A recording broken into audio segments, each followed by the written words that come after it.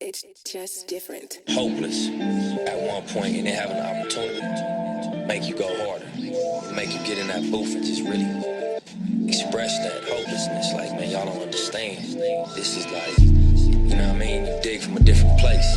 That bottom of your soul, that pit, homie, where you felt like the shit was, you know what I'm saying? You always wanted, but it looked like it was just not gonna happen. Shit, in your mind it ain't gonna happen, shit, it probably won't. I took some risks, some people probably won't. That's how we're grateful for the fruits of all my labor. Hard to live and know you sick, I'd rather be with my creator, thinking time's up. All right, welcome back to another episode of Foreign Sight Podcast. Host Mike Obi. It's your boy London Overtree back for some more gems. What's up, bro? Ain't no thing, man. Just another busy week as always. The football team's doing well. We're 2-0. So coaching's going all right. You know, the boys are starting to come around, starting to get it. Hopefully it'll maintain and we get to this district championship later in the fall. But other than that, just stay busy working and doing my other things. What about you? Same, busy but positive like yours. Still, but about second week as well with you as at the new role in my new job. So everything for me is going good. Just kind of getting familiar with the new team. So, like you said, busy is good for both of us. If you can be busy, I mean, you're doing something. It's facts. Well, before we get into this week's episode and the content, obviously we appreciate all of the family that continue to rock with us, support us, and support the movement. We ask that everybody continues to do so by subscribing to our YouTube channel, subscribing to us and following us on your listening platforms like Spotify, Anchor, and Apple Podcasts, giving us a 5-star rating there, giving us a like and subscribe here on YouTube so we can help get boosted in the algorithm and spread the gems to the culture. All right, so we don't get away from the dating and relationship stuff, at least for the most part this week. We're going to talk about, to me, another pressing issue in our culture. So we live in a world of viral moments, overnight success stories, and I'm wondering now, have people lost touch with what it takes really truly to sustain success is my question. So on that, what do you think?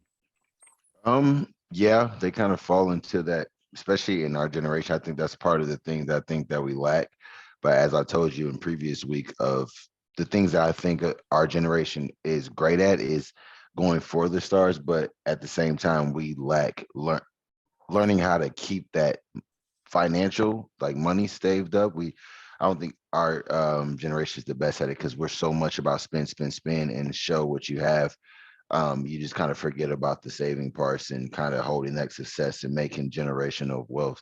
So I think that's the difference between it. It's hard to hold that, but once you get over that fear and get over that little hump, then you kind of good with it though. You think that it's possible that maybe people are less fearless in one regard as far as maybe going for their goals, but then what they get there, they lack in the genesis of even why they do what they do, right? So I remember Jalen Rose used to talk about this in the NBA about how fans don't appreciate the journey of an NBA season anymore. It's so much about who wins the championship that people lose sight of the regular season. So it's the same thing, with our social media, influence, our social media age, where people don't care about the steps that you took, the maturity that you developed and trying and failing, but it's about, do you have the material or not? Is that what you think, or do you think I'm missing something? Yeah, that's a good comparison of saying that. Just if I kind of don't know how to word about it. I do know what you're saying. I do like the analogy that you're using with it. I do think it's sustainable for it, but that's the good thing about it, is having that vision of that we knew we can get to that top, but at the same time, just knowing how to save it, I think brings that all together. But I do agree with what you're saying. Yeah. And I mean, one of the main things in our show is that we talk about this idea that anything worth having takes time and it takes delayed gratification. Do you think that that's still something that's plausible, or do you think that that's not the case anymore and that can't be the case anymore? That's long gone and that we live in a different time? That's long gone. I don't think it's the same as it used to. I think it just kind of having a different perspective of how our kids and our generation is brought up now. It's just a different time and frame. So I think if you can, I like to always say I like doing things older and I like doing things in a new way. But I Yeah. think things have changed in that stand since now. What do you think kind of how it goes? It's kind of interesting when you kind of talk about that. That's a good stance right there. Well, I think you'll never really go wrong understanding delayed gratification. That formula still works, but those who it's very hard to buy into that mindset. It's like that even Right. with the kids that I coach. It's interesting being around these youngsters now. When I say youngsters, I mean people who are younger than us, right? Where Right. you and I are still young people, but even coaching them, a lot of it is getting these guys to understand, like, hey, it might be fun now, but it's gonna cost you later. Or like getting them to do right in the classroom. It's not you're not doing it for anybody else, you're doing it for your well-being, right? When my football player is getting in trouble, it's like, yeah, it might be fun to be around your friends and to goof off and to try to test rules and test boundaries, but at the end of the day, you're playing for something. It may not make sense now what we tell you to do, main thing like behave in the classroom, take care of your business in the classroom, and make sure you're doing right. Make sure if an authority figure, tells you something, you listen to them, you try to heed them, you're doing it because you're playing for something or you have something to lose, you know what I'm saying? And if you try to antagonize the world or if you try to create enemies or create obstacles, you're only going to shoot yourself in the foot later on down the line when a person or authority figure isn't as forgiving, right? So it's just being able to see like, okay, man, I'm trying to play the long game and I'm trying to build winning and disciplinary habits now so to help me in the future. I think that's you hit it like spot on. Is I don't think that's why I say I think that's over now because I think now kids are more to they don't see it the bigger picture of what you're actually doing it for, and they just sometimes think in the moment. So I think, don't get me wrong, I think people back then in our last generations and previous generations kind of goofed off the same way, but now, like I said, we're on a bigger, broader scale of it might look cool to do something opposite. So it's like you got to know what you're playing for something much bigger. So you telling your kids that they can ingrain that in their head at a young age, that's something that I don't think that a lot of kids have now. Yeah, I mean, I had like one of my coaches on my coaching staff say to me, when we got frustrated one day, he's like, maybe it's just the fact that we're just planting the seeds now, and it'll get watered when they get to the next level, right? For me, I coach eighth grade football, so we're just trying to prepare them for the next level. We're trying to prepare them for high school or for the real world, and that's some of the same sentiments that I at least just try to instill in them, even if they mess up and they don't get it. I still am big on keep on feeding them, like, yo, I'm doing this because it's gonna help you later on. You're not gonna see it now. You guys aren't. You guys are thinking, oh, there's just some talking head or some voice, but you guys will hit us later. When you get the college scholarship, if you guys play football, or whenever you get into the cause that you want to do, it's because I held you accountable now. If you learn to do what I'm telling you, it's gonna pay off later. Even like I have one kid who is already working out for him, and he's telling me this, and this is kind of like where coaching gets rewarded for me is where in the beginning of the year, he was getting in trouble, what I'm saying, with some teacher because his pride was getting into the way. So he's like, man, but coach, I can't let somebody disrespect me, yada, yada, yada. Or why is it that she's always tripping on me? I'm like, look, at the end of the day, listen to what I'm saying, because I was in your shoes, right? She's trying to help you. If she wasn't trying to help you, she wouldn't come to me to tell me to talk to you, right? All I'm saying is try it my way, and if it don't work, then you can come at me with that. So he went and did it, and then the teacher comes to me, and she's like, I don't know what you did, but he's already made a drastic improvement. He's much better. Then I come to him. I'm like, yo, she's telling me you're doing much better. You see how when you do it this way, it can help you. If you do it that way, it can hurt you. And it's going to translate later in life. And he's like, yeah, you're right, coach. I didn't see it then, but now I see it now. So that's all it is, man. Just being able Yeah, to give them because as you much game as you can so they can help them. and that's kind of what I never understood. Like that it took me to learn when I got older because I heard a lot of my parents and older people like you understand when you get older. Yeah. Like somebody with a wiser brain like you speaking to him, it might not have made it come through for his like mind at that time. But like once you walked him through it, he did that way. He's like, dang, I didn't see it that way. So thanks for letting me know, coach. So I Mhm. think, like I said, I talk to people all the time who are teachers that we need more teachers like you guys because like there's not a lot of people who will go above and beyond and give that speech because you right there could have changed his whole type of mindset of ever snapping and going something the opposite way just because he thinks is something that he should do that's cool at the time. So that's good. I like that right there. I like hearing stories about that. Yeah, and I think it goes to before we go on to the next thing, I think it just goes to that delayed gratification isn't a lost art. It's that art has to be taught in a different way, or that it has to be painted in a different way, right? Right. From the aspect, it used to be people could just be told blindly to do something. Hey, believe in delayed gratification, and people could take it blindly. But I think our generation and the generation coming up after us have to be able to be given things and an explanation, right? We have to be taught and walk through the process, right? Right. That's a lot of my teaching style, right? Where it's like, okay, you got to do this, but we're not doing it just because I'm telling you to do it. Or, when you're coaching, hey, I'm doing this because building the fundamentals will lay the groundwork for you guys to be able to do the complex things later on down the line. It's that Right. giving them, you can't just tell them things and they just take it. You have to tell them things and then be able to explain the why. I always tell my players to focus on the why, focus on your purpose, right? Is what you hear people who are adults say now, right? Focus on your why and your purpose, because as long as you stay locked in on that, you'll keep doing the things you need to do and it'll pay off for you in the end. Yeah, that is true. That's something that kind of goes into where I was going to go for our next topic. So that can go into there. Yeah, so to play devil's advocate though, and this is something I understand, right, is the idea of letting things take time overrated?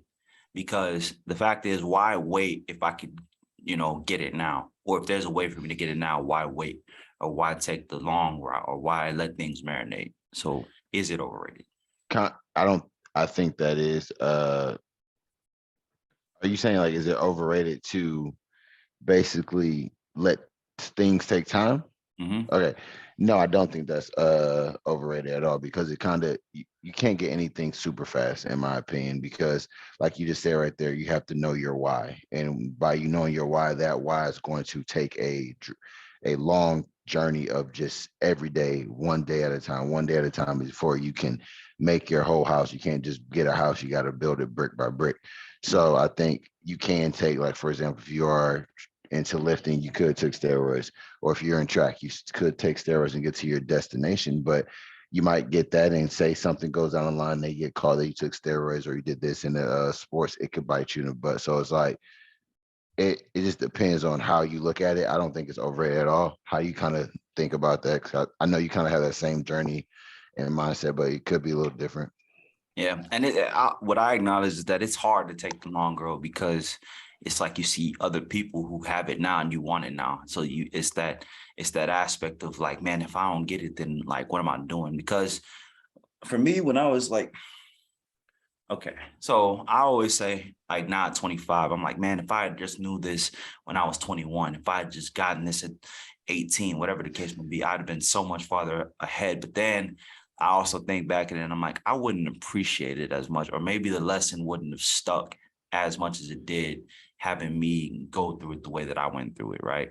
Right. That's the dichotomy. I think that's the thing that people have to find peace with. It's like, the only reason why the triumphs are as good is because you went through the struggle of finding and figuring it out, or like having to learn. Like, this is one of the things going to last week's episode when we talk about like us as men, right? You have to go through things, you have to go through trials and tribulations to be able to gain the wisdom, to be able to learn things. If you just are given, this is like, where they talk about guys who are spoon-fed millionaires rather than getting their stuff out the mud. The guy who gets their stuff out the mud usually gains more respect because he had to go through things in order to attain his wealth instead of getting it inherited. So that's Right. kind of how I think about it. And that's it. It makes you feel better. It's like, once you, like I said, that's what I think me and you have that similar mindset where, like, it's okay to get handouts, okay to help and get network, but we're so like, I want to feel that satisfaction of like, nobody thought, and it's not about like we care about other people think, but nobody thought or believed in what we had to do. And then when you make them believers, it make you feel that that's why, that's your why. That's why you had that passion. So to me, I don't think it's overrated. Yeah. And I think eventually what I understood, or what I've always been taught, is that you will pay for it one way or another, right? At some point. So either you have the choice to pay for it now and then you enjoy later, or you enjoy now and you pay later. That's one of the main things that my dad always tells me, right? It's like, hey, you can decide to work hard and lay the foundation now, and then you will reap the rewards in the end. or you decide to play now and don't focus or try to take the shortcut, to take the short route or circumvent the process, but then you'll pay for it at the end whenever things Right. come through. So I think that was always a thing that kind of kept me like level-headed on like, nah, let me just stay the course with this journey, because things I'm working on now will help me master it later. And that's how always been my approach. Or like, hey, we building the basics now, but the basics will be able to lay the groundwork for, the big goals, the big swings. You work on, all right, hit this, all right, do this, do this, do this. Now that you mastered that, you can get to the next thing, and it's easier, as opposed to trying to take a big swing now and then maybe you fail, and then because you didn't get it on that first time, you don't have the resilience to be able to pick yourself up and keep going. Absolutely. All right. So how today's theme kind of applies to work and career, right? So we talk about delayed gratification in career. You, I think, embodied this real well. You talk about how you started off at 50K and you had to try to maneuver your way through corporate America, and then you got to your second thing, and then you got to where you are now. So talk about how that played out for you. Yeah, I think just kind of wrap up what you said last time. It starts from that foundation of you have to go in there, and you can be that guy who I can give both scenarios to the influencer side of fitness, and I give you both sides to corporate America. So since we go to work out and whatever, we're around that stuff. So for my career, being in 9 to 5 in corporate America, you can do the basic things to kind of get you over your deadlines and make things cool. You can kind of coast and get your job done and still get rewarded. But to me, on the downside of that is if you don't really know your craft or something, if you don't really know what you're like, for me, I'm in sales. So for me, I can really just, you can know your product, but still just be lackadaisical. But to me, what makes you go above and beyond and kind of get into that director role or get you into that president role, if you ever can get that, is doing different things like doing research, knowing your industry, knowing what you sell, and going deep dive into it. It's almost like being a teacher. If you look on that side, and I can go into your world and say the same thing, is if like you didn't have to talk to that kid, for example, you didn't have to give him that extra stuff, but that you can coast and give them tests, you can coast and make sure everybody pass, give them like this, and still like, okay, I know you got a 56, but you need to pick it up and just keep going about your day. But you're doing extra steps, and that's going to make you a longer, like, yeah, you can be the cool teacher now, and then all the kids like you now, but at the end of the day, that's not helping them in college, but you're giving them life lessons in which that's helping them. So right now they might think like, coach talking a bunch of stuff, coach doing all this. But when he look back, when he's like a freshman or sophomore, he's gonna be like, man, I remember Coach Obi said this to me, and that kind of stuck with me. I hope he's doing good. So it's like it could be something like that. So to me, that's where you kind of mix them both up, and like you can take the easy route now and like them, but at the same time, it can be negative downfalls at the same time. So that's kind of how I look at it, how it connects in your career. And then influencer wise, you can that's kind of tough because you still can be successful if you take steroids. Kind of like that's the industry in that of like it's okay to take illegal substance and still make a nice career about it. But at the same time, I really can't give you a comparison. Maybe you can give that one, but for me, those kind of how I look at it for career wise and in your industry and mine. Well, for my career, because I'm new, I understood that there's going to be a learning curve. So my thing was to try to bring as much value as I could, in the role that I have defined for me. And I got into it saying, okay, Mike, what are you good at? What are your strengths, and how can you play on your strengths? Well, I'm good at being able to relate to people. I'm good at being able to listen. I'm good at being able to kind of explain things from explaining the why type of advantage point. So that's what I'm going to use to my advantage. Where are you deficient at? You don't know how to hold curriculum. You probably don't know what a curriculum looks like, so to speak. You don't know how to design it, things of that nature. That's where I fall on my staff. So then, I'll ask questions on that type of stuff. And then on the back end, I know, okay, because you're a coach, because people know that you can instill discipline, you try to give as much of that when you can. You try to come, be a sponge, be a voice. So what happens for me was, all right, if I know this teacher has an issue with a certain class and I have athletes in there, I'll just pop in there real quick for them just as a means of like, hey, so we staying focused, yada, yada, yada, everything good, or we have this running joke in my hallway where, I'm in the middle of a lot of the teachers. And so then they run the joke in the classroom like, hey, You know, your coach is 2 doors down from me. You know, I could text him, you know, that type of thing. And he'll be here in the blink of an eye, or like during my off period.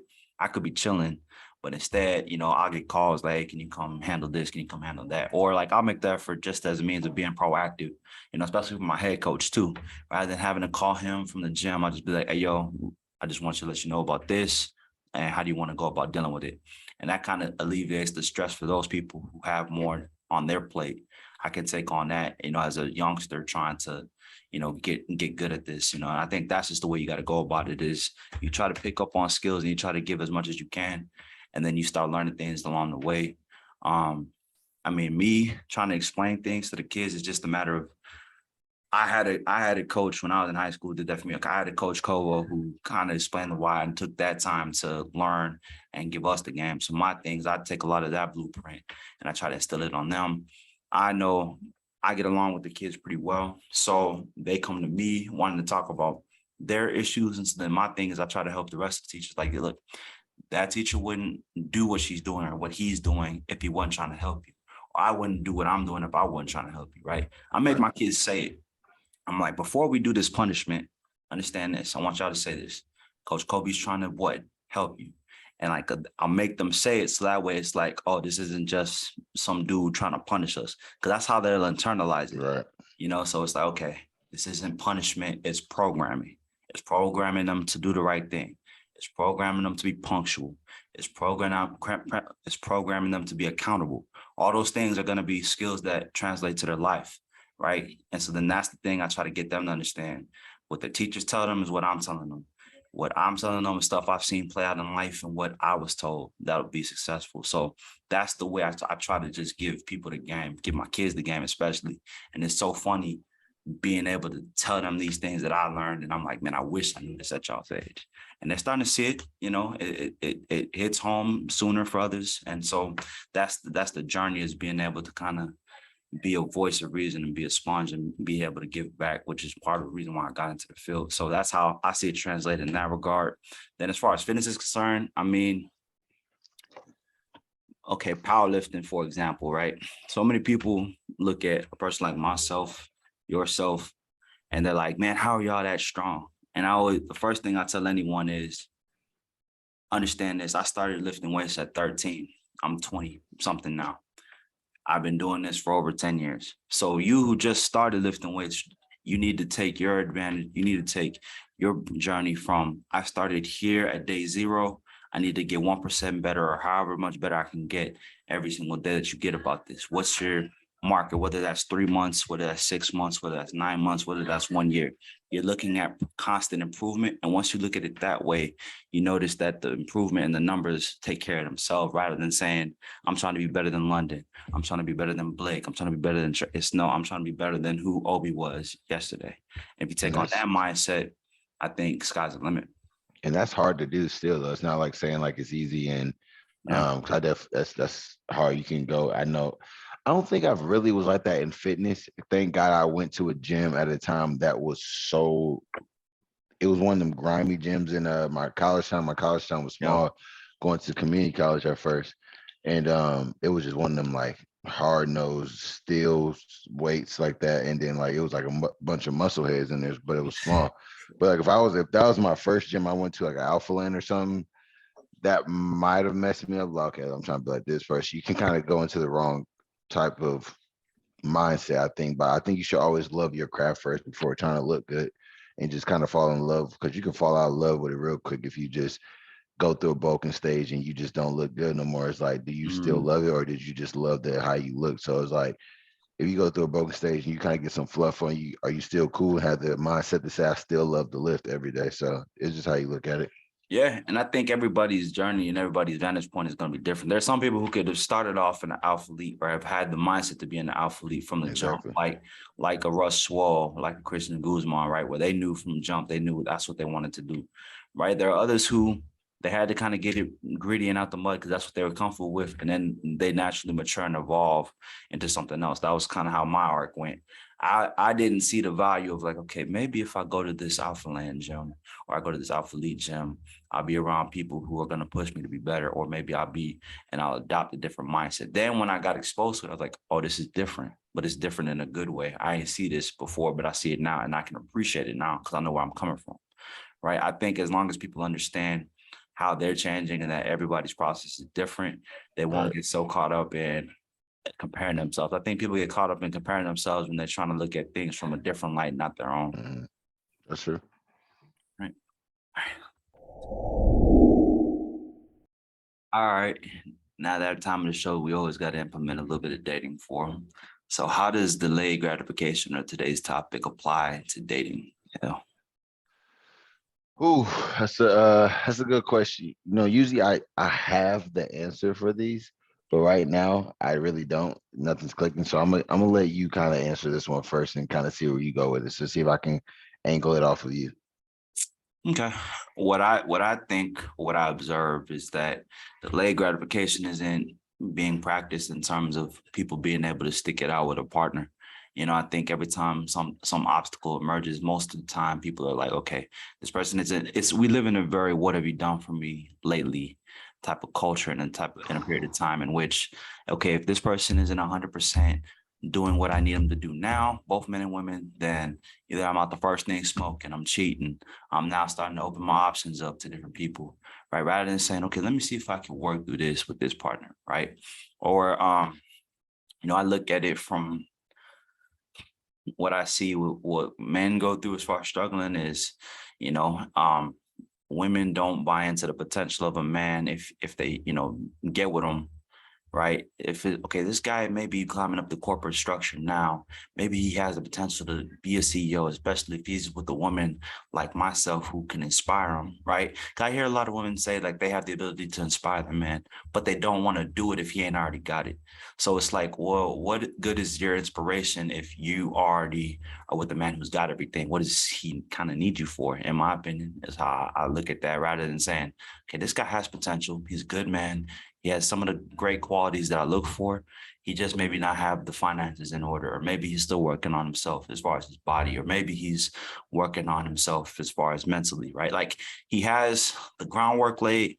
He just needs, that woman to kind of help him get to the next step or to unlock that extra potential. Because the fact of the matter is, I believe men and women are better together, despite what people are thinking nowadays. It's just a matter of people have lost the value of being able to make something work. And the way you make something work is that you get with that person, you establish a foundation, you establish a relationship, you work through you guys' trials and tribulations because you care for that person and you want to see you guys have a successful life.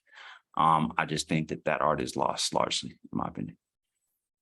Well done. That I really don't even want to add too much more to that. That's because I'm really telling on myself a little bit. The first part you said, I kind of do that, and that's something that I tell myself all the time. I need to work on is you live for the moment of saying like, what is that person doing for you right now? Instead, like, because you might get so high and you might get so angry that you forget about everything that person does for you. So it's so easy for you. You think you can throw it away, and it's not that easy. You got to sit down and talk about it, and you got to believe that that person can change.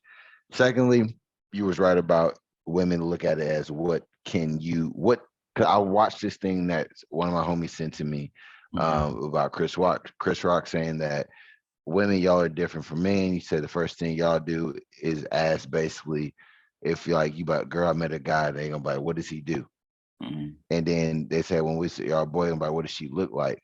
So it's like it's a whole different thing of how you kind of angle it and kind of how you look at it. So I don't want to put too much on it because what you said was the highlight of it, but I agree with 100% what you're saying. Right. And it's not easy. Like, again, we talk about like, it sounds good and well to, buy into a guy who has potential. What if what if he's not panning out? Or what if that woman, I mean, for a guy, what if that woman's not panning out, right? Depending on what that guy's looking for. Now, I would say that, and you tell me if you agree, do you think men are trained, like not trained is not the word, raised to look at a woman's potential and try to work with it? Prime example, right? Okay, so we talked about last week how women frown upon men who look for the qualities that their mom had, right? But if Right. a woman had a father, let's say she has a father and that father spoiled her, got her all the things that she wanted, she largely is one to expect that man that she marries, dates, to be able to do the same thing, right? To provide for her. If she's materialistic, she's going to stay that way. A guy doesn't have the ability to say, well, we're not your father, therefore, why should we be paying for everything and spoiling you like he did? Like if you say if a guy says that, I mean, I said all the time.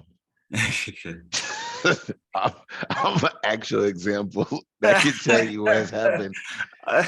As if anybody says anything to me about, well, my dad did that for me. I'm not your dad. It's one. Two, it's like, okay, if that's what you want, then go find him. I yeah, sit there and say that fast.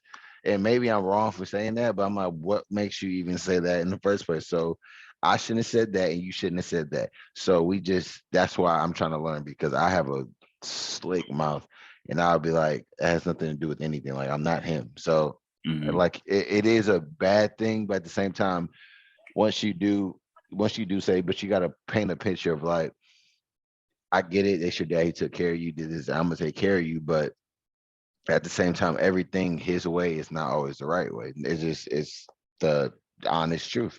Not saying everything I do is right, but just because that's your dad and that's what you saw growing up, you might be daddy's girl, and then he can't do no wrong. But and that's in hey, college, a lot of some of my homeboys, yeah, I won't say names, but they would be with their girls at the time, and they'll be like I get into an argument, and she'd be like, my dad would never do this to my mom.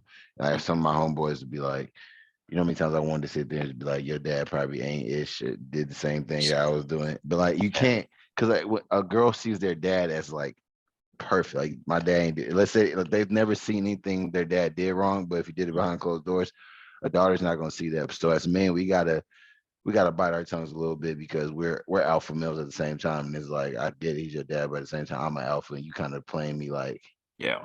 he's still dad, and I'm just some whatever. So it's like, I don't know, it is hard, but I have I said it. just say at the end of the day, like it's all the spectrum, right? If I live by the mindset that whatever like that person is, whatever that person wants, as long as you guys are compatible. If you're a guy who likes to provide and like you're a person who likes to buy a woman gifts, and then you find a woman who likes being, like gift giving tokens are her love language, then boom, brain, poof, perfect match. If you have a woman who her dad was big on love and affection, her thing is that she wants quality time, she wants physical touch, and you're a guy who's affectionate, boom, perfect match. It's whenever you start getting to you're a guy who isn't materialistic or he isn't about having a whole lot of money, and then you find a woman who is materialistic. That's where the two mindsets don't mesh. But then if you try to force feed that, it's not going to work. That's where I think the problem comes along. I'm very much if I got it and you want it, great. I'm gonna try to do what I can to get it for you, because that's how my dad was, right? My mom, when she wanted to move, she wanted to get a bigger house. My dad could do it, so he got it done, right? Like it was just very much if he could do it, then he'll try to get it done. I adopt that same thing, right? As long as it makes sense, right? And even if it doesn't make sense and she still wants it and I got it and it's not like that big of a deal, if it's not gonna strain us, then okay, that's something she wants. I'm her her man, so as a result, I'm gonna do it for her. You mean I think you can't ever go wrong with that mindset. But if it starts to be like you must do this or else, and it starts to be like an ultimatum or an obligation in a negative way, then that's where I'm like, okay, we abusing that a little too much. Or if you start trying to get at shaming people as a means of getting away, like, well, my dad would have done this, or I've heard females use this one, well, my ex would have. I'm like, ooh, see, when dudes have told me that, I've never heard that. I've never heard that. I've heard that. I heard my friends tell me that, like, my ex did this, or my ex told me that her ex would have done that, and I'm like, and you stayed with her? Nah, man. Hey, I don't want to cuss. You You messing up. got to go. You Actually, I gotta don't know go. I don't know why you're even talking about him or her. I don't give it. See, I that's what know. my mindset don't work. But like I said, I want to. I'm not bashing women today, Oh no, so we're not. We're not. We're just saying at the end of the day, you got to find what's compatible for you. yeah, I found You gotta compatible for find you. you gotta That's find what's compatible for you. If you're a person who likes gifts and likes tokens, then you maybe have a high class or a high expensive taste, you're probably gonna want to be with a man who makes a lot of money. Understand? With being with a man who makes a lot of money, is he gonna be as loyal as a guy who doesn't make that? I mean, that's what you got to ask yourself. Are you okay with that? I'm all for people wanting what they want, but just accept the consequences that come along with it at the end of the day. So Ours. at the end of the day, we're talking about this delayed gratification. We got on a little bit of a tangent, but what I just say is that you got to try to make it work with your partner, especially if you know that you have a good person with you. Then try your best to make it work, especially if you know that they're a good human being and that I they hope have he's all. talking to me too. I'm just talking to whomever can get the gems and whoever can take this in as a message, bro. I love to see it. I'm guilty of it too. Like I've fallen into, ooh, it's not working for me all the way, so now this person got to go, right? Or, ooh, I noticed this one little red flag, which looking back, maybe that wasn't the worst thing to cut things off of, or I'm sure women have done that with me as well. So my thing is, I just try to learn as much as I can and adapt. You know what I mean? So it's as simple as that. All right. He giving y'all the bars today, y'all. I'm getting beat in this little debate today, y'all. I'm not gonna lie. ain't no debate around here. We just dropping gems, but I just pick up on what I see and try to learn and be wise, and you know what I'm saying. And we all trying to learn. We all trying to figure this game out, this life out. Yeah, that's all it really is. Just all of this to kind of just sum all of it up. Is just about you can take the easy route. A lot of things you can do. A lot of these things to kind of get to your destination faster. But at the same time, it takes patience, and it takes the ability to be confident in what your craft is, your relationship is, your faith, whatever it is. You have to know that you're going to get to that finish line by taking a step at a time, and knowing that when you look back at it, you won't have those moments when you say, I wish I knew what I know now at the age of this. You're always going to probably have those, but it can try to eliminate them as much as possible. So I think this is what that, to me, it wraps up this whole conversation of saying, like, this relationship style, the career style, your fitness, whatever, teaching, whatever you want to kind of go into it for a career wise, it takes process, and you have to always know your why. Facts. And that's the T, really. We can end it on that. So that'll do it for this week's episode. Again, main thing is just always focus on your why. I mean, I think London put it perfectly. And we getting this done, man. We're almost at 100 episodes, though. So it's coming together. We meshing real well. And we've been on the road with these last few things, especially as we grow ourselves in our career paths and get more successful. I think we're starting to get more game, more gems, starting to evolve our mindsets, and it's coming out, playing out beautifully. So, yeah. After 100 episode, y'all, that's gonna be our transition into greatness. So that's when we plan. Say that, and we got more season 2. Yeah, exactly. That'll be the end of that. And so, I mean, by then, we got more stuff in the works. I got things that I'm trying to accomplish, trying to bring a little bit more value to y'all. I know L is doing his thing in the fitness realm, and he's gotten more commitments on his plate that he just got into. So, hey, everything's going so well. Yes, indeed. Yes, indeed. Blessings, and more blessings. And hopefully y'all can take what you guys learn here and be able to apply it to y'all's, and y'all get some of this good energy. You feel me? But we'll catch y'all next week. Once again, subscribe to YouTube, give us a like, follow us on all your listening platforms, give us a 5-star rating, boost us, give us your reviews, and let's keep spreading this message. We out. Much love. Feet on the ground with a prove you wrong mindset. I'd rather go out on my sword than have my mind tapped. The ones with eyes can never see, I make the blind clap. I'm bringing back that type of sound that once divine rap.